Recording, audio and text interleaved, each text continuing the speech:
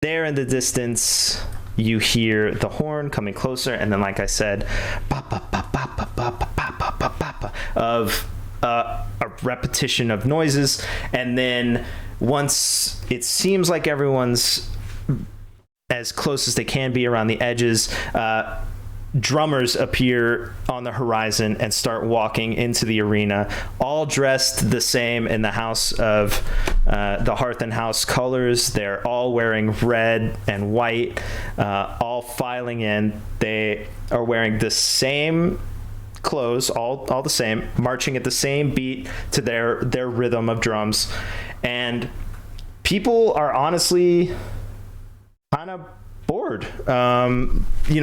Drums aren't interesting. So you hear a lot of people muttering around you like, oh, this is, what is this? This doesn't make sense, I'm sure some of them are like, I hope we get to eat them, or, something like that. But there are all sorts of comments around. The arena begins to fill over and over as row upon row of these drummers are coming in. And there's no flamboyant acts or anything. They're just walking in, and the drums just get louder and louder and fill the arena space. And they're filing in. People are getting up to get drinks and leaving, or just it would be bad manners, and really, because the king can see everyone there on his dais in the center as he is surrounded by drummers. Most people don't leave permanently. They come back, but the arena fills and fills and fills with drummers. Hundreds of drummers file into this space, all continuing to march the same rhythm. The ground is sand, so it's not really taking in their steps, but their drums are bum, bum, bum, bum, bum, bum, bum, bum, bum, loud in your ears. Eventually, no one can hear anything else. The king, as the last person steps into the arena, the last drummer, the king raises his hand, and all of the drummers keep the same beat. Ba, ba, ba, ba, ba, ba, ba. A firework goes up into the air. Everyone hears as it goes up, and the drummers finish what sounds like their repetition. They go ba, ba, ba, ba, ba, ba, ba, ba, ba, ba, ba, ba, ba, ba, ba, ba, ba, ba. The firework explodes, and every single drummer disappears out of the arena in an act of magic that would be unbelievable to anyone who even heard of it, much less seeing it all occur in front of you. Something that took 30 minutes to build up finishes with a vanish act, and the crowd loses their minds. Like, the amount of power it would take to do this is incredible. And so they're all immediately saying, like, how did they do that? What do you think this means? What are we, like, how do you vanish that many people all at once? The crowd is losing their minds, right?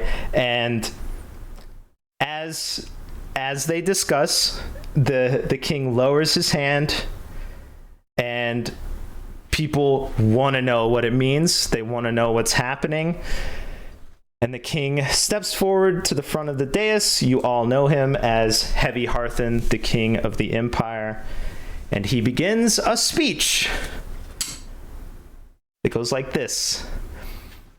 Citizens of this great empire, leaders and representatives of your respective and well-respected houses, members of what I consider a single unified house. He has a big voice coming out of his big body. He's taller than most people. Dark hair, big sword on his back, classic knight look, although he doesn't often take the field. Behind him is his steward Bisk, just sort of overlooking the proceedings. Bisk didn't move at all during the entire thing, just stood there and waited, and the speech continues. It is my great honor to welcome you to another sigil.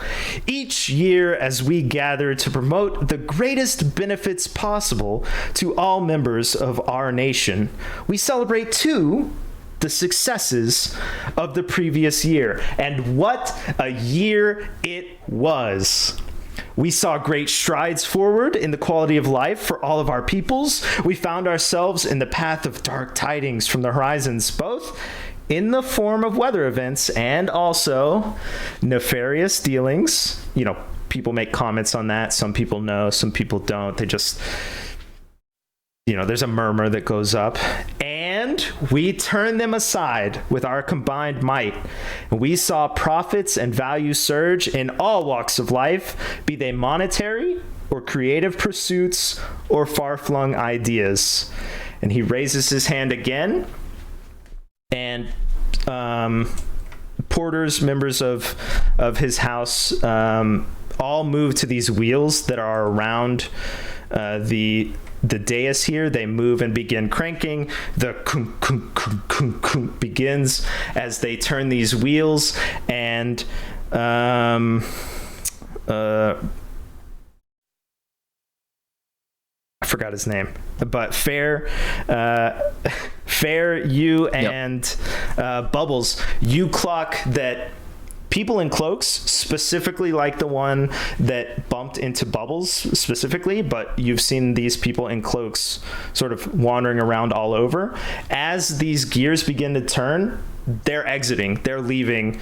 Wherever they are, they're turning away. You might see 2 or 3 around the area. And the gears begin to turn, and the king continues his speech, and he says, on the cusp of this burgeoning wave, I invite you to join us in one of our most recent breakthroughs. This coming year is bright and full of unmatched potential. The gears are opening sort of a no one necessarily knew, but there's a space that opens in front of the king here, and it's opening wider and wider as the gears turn. And where was I?